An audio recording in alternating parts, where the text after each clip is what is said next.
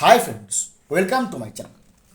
একেবারে শেষ মুহূর্তে আপনারা পৌঁছে গেছেন দ্বিতীয় ফেজের আগে।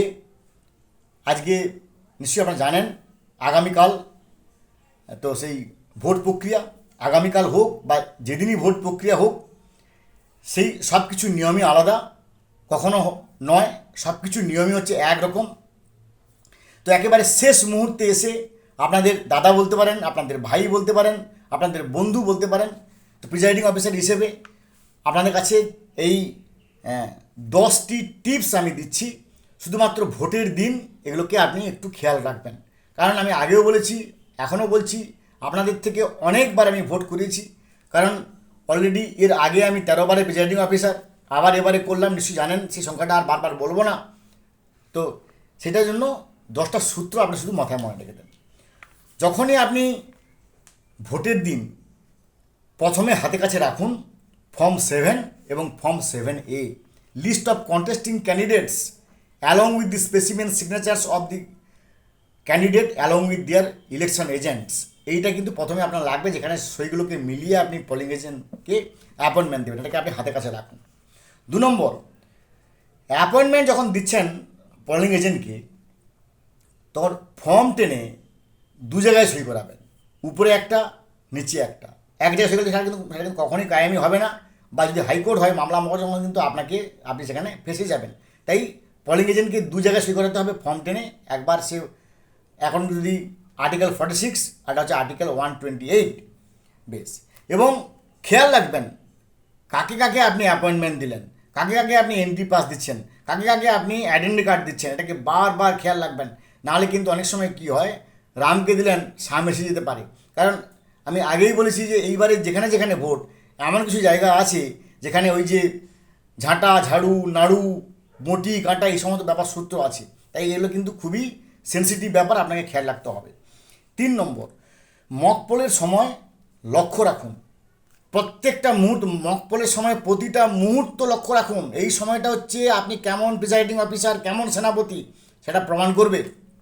কারণ যদি একটু ভুল হয় তাহলে কিন্তু ওই ঝাঁটা, ঝাড়ু, নাড়ু সঙ্গে সঙ্গে সক্রিয় হয়ে উঠবে। তাই অতি বুদ্ধিমত্তার সঙ্গে ফার্স্ট, সেকেন্ড, থার্ড পোলিংকে নিয়ে আপনি একবার সুপারভাইজ করে 1 নম্বর, 2 নম্বর, 3 নম্বর, 4 নম্বর কাকে কাকে দিলে 1+1+1 ট্যালি শিট নিয়ে বসুন, বা আপনি নিজে বানিয়ে 1+1+ করে একবারে মক পোল স্লিপ বের করে তার মেশিন থেকে সিআরসি করে এটাকে রেডি করে সিল করুন।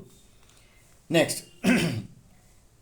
4 নম্বর, 2 ঘন্টা অন্তর যখন আপনি টোটাল টিপবেন, কোনো পোলিং এজেন্টকে 17 এর সামনে ঘেঁষতে দেবেন না।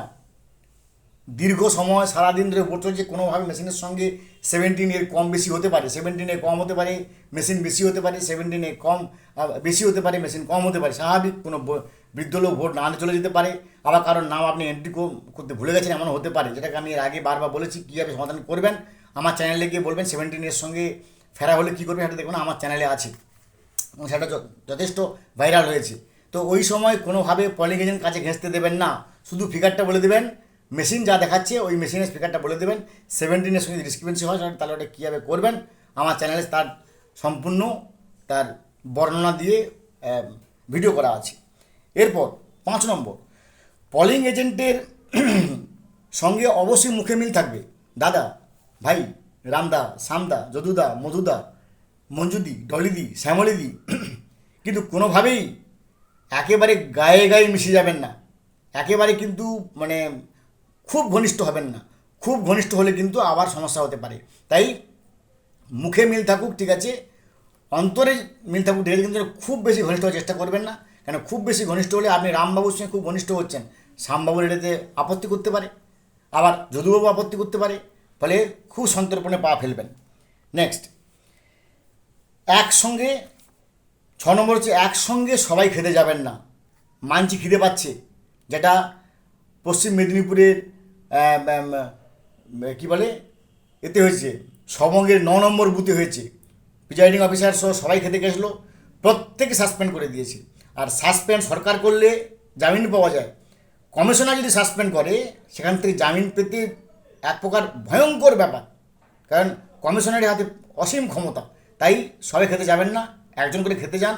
আর প্রিজাইডিং অফিসার হিসেবে ফার্স্ট পোলিং গেল, তার জায়গায় আপনি বসুন, সেকেন্ড পোলিং গেল তার জায়গায় বসুন, থার্ড পোলিং গেল তার জায়গায় বসুন, এবং তিনি কোন কাজটা করে গেছেন জেনে আপনি বসবেন। আর যখন আপনি উঠবেন কোন কাজটা আপনি করলেন সেটাকে বলে আবার ফার্স্ট পোলিং বা সেকেন্ড পোলিং বা থার্ড পোলিংকে বসাবেন। না হলে কিন্তু ওই শিফটিংয়ের সময় কিন্তু 17 সঙ্গে মেশিনে কম বেশি হয়ে যাওয়ার সম্ভাবনা প্রবল হয়। নেক্সট সময় 7 নম্বর, পলিং এজেন্টকে green paper seal, pink paper seal, special tag, address tag, mock poll black কভারের উপরে সাদা কালি দিয়ে সই, PRO declaration, PRO report, 17C, 17A, form 10, polling agent relieving agent movement sheet, এই 11 জায়গায় সই করাবেন। এবং যদি টেস্ট ভোট হয় তাহলে আরেক জায়গায় সই হবে। এটা কিন্তু বারবার খেয়াল রাখবেন। আমি আরও একবার বলছি, green paper seal, pink paper seal, special tag, address tag, mock poll black cover, তারপর PRO declaration, PRO report, 17C, 17A, form 10 এবং পলিং এজেন্ট মুভমেন্ট সিট, আর হচ্ছে যদি টেস্ট ভোট হয় 17A-তে। এগুলো কিন্তু অবশ্যই 12টা ক্ষেত্রে, 11টা ক্ষেত্রে নর্মাল, আর 12তমটা হচ্ছে অ্যাবনর্মাল, সাধারণত না হলেই ভালো। এগুলোকে আপনি অবশ্যই পলিং এজেন্টে সই করাবেন। আর তারপর মেশিন সিল করুন। মেশিন সিল করে তার যেমন গালা সিল আছে, গালা সিল করুন। First packet second packet seal করার প্রয়োজন নেই। থার্ড প্যাকেট নাম হচ্ছে স্ট্যাচুটরি কভার বা বিধিবদ্ধ খাম, এখানে 17A সিল হবে, ভোটার স্লিপ হবে। এবং প্রত্যেকটা সিলের সময় পলিং এজেন্টকে বলুন তাদের নির্ধারিত পার্টির যে সিম্বল, সেই সিম্বল দিয়ে সিল করবেন। আপনি আপনার প্রিজাইডিং অফিসে মেটাল সিল দিয়ে সিল করবেন।